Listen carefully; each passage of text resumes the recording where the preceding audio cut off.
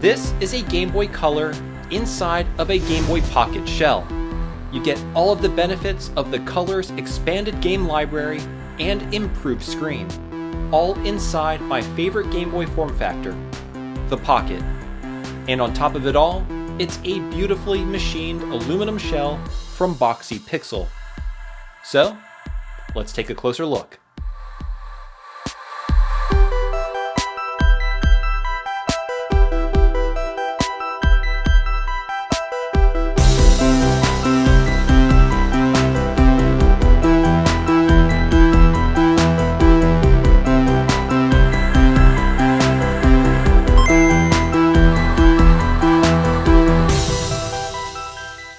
Hey everyone, how's it going? My name is Tito and welcome to another episode of Retro Renew. Today we'll be looking at this, the all-new Game Boy Color shell from Boxy Pixel. Now I can hear you saying, Tito, Boxy Pixel already makes a Game Boy Color shell, and you'd be right. The Game Boy Color shell was one of Boxy Pixel's first products, but this one is different. While yes, it is a color shell, it has taken all of its design cues from the Game Boy Pocket, which in my opinion is the best form factor for the Game Boy line. Now in executing this reduction in overall size, some compromises had to be taken, but we'll get into that a little bit later. Alright, so in this video, I'm going to start off by showing you all the parts and products that I'll be using for this build. Then I'll show you how to put it all together. Go over the shell's unique features while also seeing how this new form factor compares to the original console it represents, as well as other existing metal shells from Boxy Pixel. We'll go over the pros and cons, and of course I'll provide you with my overall thoughts. So the first item I'll be using for this build is of course the aluminum shell itself. Like I said previously, I really love the fact that this is modeled after the Pocket, as that is my favorite version of the Game Boy. Also included is this metal screen bezel, which serves a unique purpose, which will become clear during the installation portion of this video. And to go with the metal shell, I have these metal buttons also from Boxy Pixel. The kit is also fully compatible with the original plastic ones, but I like the full metal look, so I'll be using these. Next, I have this Retro Pixel kit from Funny Playing that I got from Retro Game Repair Shop. They now have a variety of different color bezels, and this is easily my favorite and in my opinion, the best IPS kit for the Game Boy Color. You can actually save 10% on this kit if you use my affiliate link down in the video description and the coupon code TITO. It's a great and free way to support the channel, and you get to save some money in the process. Now, as with all Boxy Pixel kits, you will need to install a power management board. This one here utilizes USB-C, which is really nice. And to go along with it, you'll also need a lithium-ion battery, such as this Boxy Pixel 1700 mAh one. Now it appears Boxy Pixel has updated his battery by integrating a JST termination and also including a JST pigtail to install onto the battery management board. This, in my opinion, made the overall installation a lot easier. And if the battery ever fails, it'll be easy to replace it. It's really awesome that Boxy Pixel is continually improving his products. In order to secure the battery management board, you'll also need this 3D printed bracket.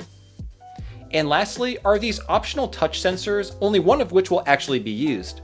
These will allow you to enable pixel mode and change the screen's brightness. Okay, so that's everything I'll be using for this build. Now let me show you how to put it all together. As per usual, the first thing we need to do is disassemble the Game Boy Color and isolate the motherboard. To do that, remove the 6 tri-point screws on the back. With the rear shell removed, proceed to unfasten the 3 Phillips screws securing the motherboard. Then, delatch the LCD ribbon cable. With the motherboard out, we need to remove a few components. First, both the positive and negative battery terminals need to come out. Heat up the pad, and with some pliers, gently pull them out from the other side.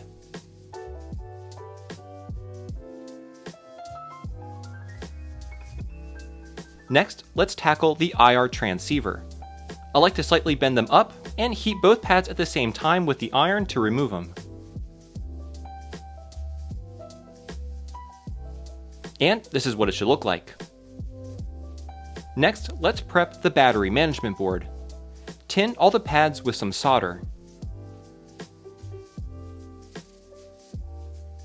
Then grab the included JST pigtail and solder the red wire to the inner positive pad labeled B positive, and the black wire to the pad labeled B negative. Then solder a black wire to the pad labeled out negative, and a red wire to the pad labeled out positive. Then connect the other end of the red wire to the positive battery terminal on the motherboard and the black wire to the negative as shown here. Next, let's install the Funny Playing IPS kit. Peel the release paper on both sides of the panel, and then carefully place it into the shell as shown, being cognizant of the connector which should be routed to the inside of the shell. You also want to make sure the LCD is positioned as far to the top of the shell as possible. Go ahead and connect the driver board / ribbon cable to the IPS connector. Now let's prep the touch sensor. Tin this side shown here, which is more rounded and not flat like the other side. And then solder a wire about 4 inches in length to it. And this is what it should look like. Next, install the buttons and membranes.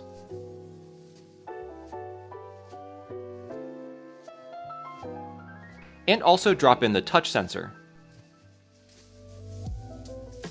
I used some Kapton tape to keep the wire in place. Now you can place the motherboard inside the front shell housing. Install the IPS ribbon cable, and then lock it in. Now grab the battery management board and then fish it through the retaining bracket as shown.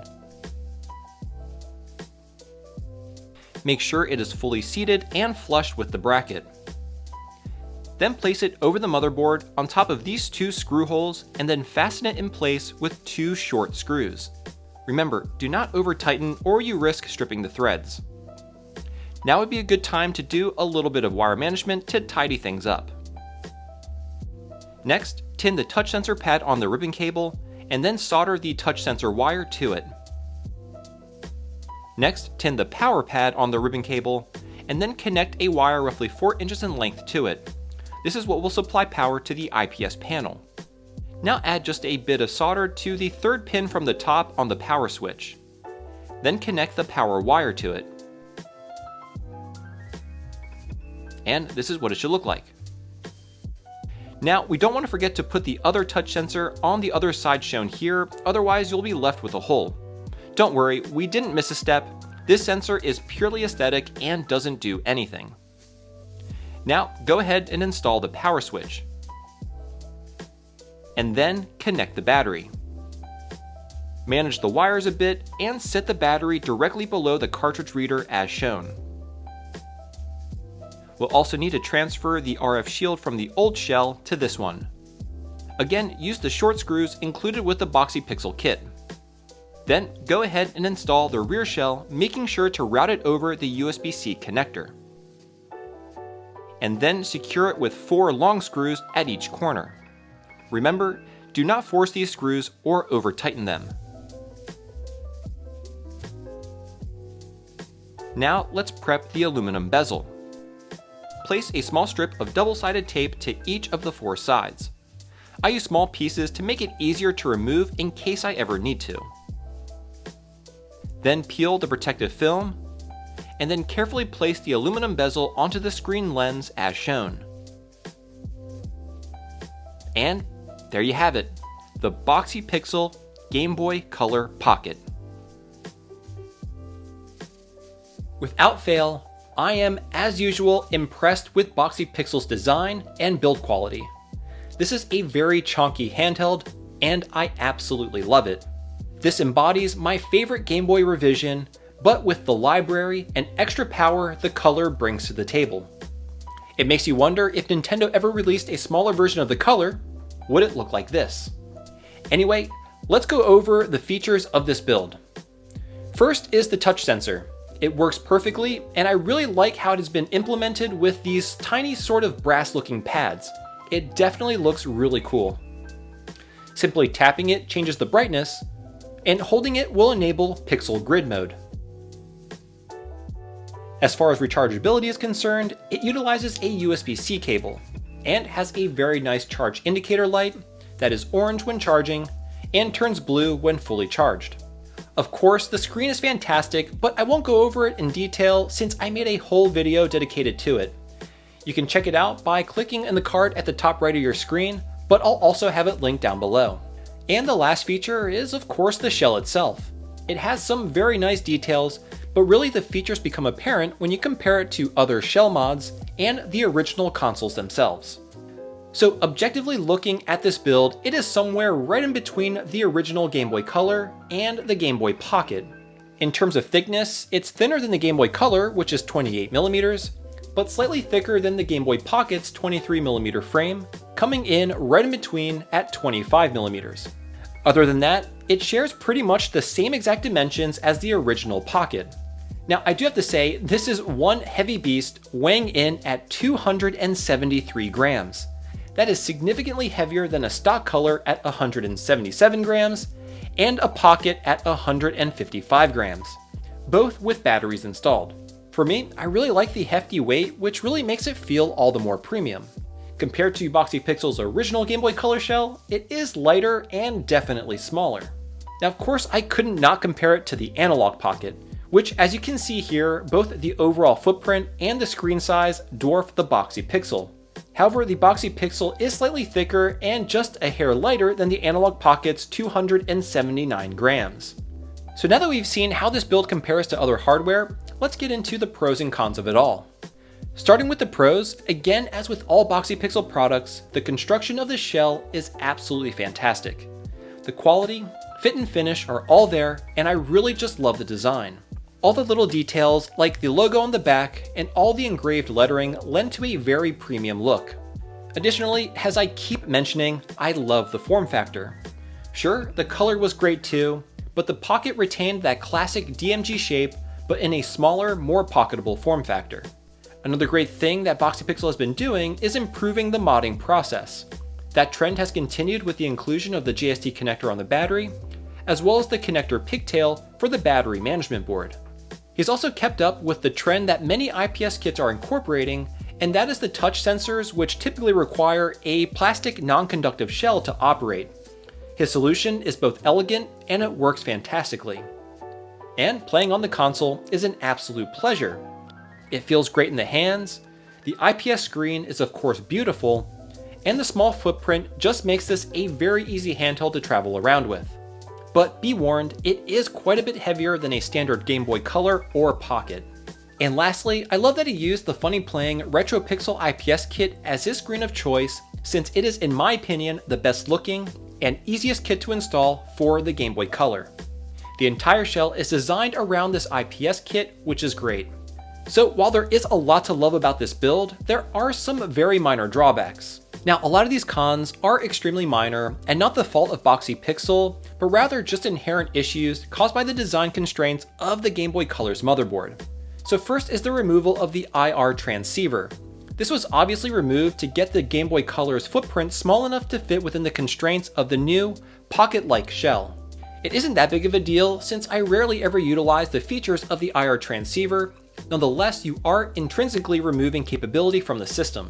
Additionally, since the length of the color was shaved off primarily at the top, the game cartridge no longer sits flush with the console, but rather it sticks out ever so slightly. This is more of an aesthetic issue than a functional one, so again, not a huge deal. Another con, which again just comes with the territory of this type of mod, is the amount of soldering, and in this case, desoldering, needed to complete the project. For the most part, the soldering work is relatively simple, but one needs to have some soldering abilities in order to complete the build. And the last con is, of course, price. With everything I used for this build, the total price, not including the donor Game Boy Color console, is roughly $175. However, all in all, the aluminum shell is fantastic, and there really wasn't any doubt that I would absolutely love it. I'm a huge fan of metal shell mods for my consoles, and this is yet another great addition to my ever-growing collection of them. I've done quite a few videos now on all these metal shell mods, so if you want to check them out, I made an entire playlist dedicated to them, which I'll have linked down below. Anyway, thank you all so much for watching, and I look forward to seeing you in the next one. Until then, see you all next Thursday.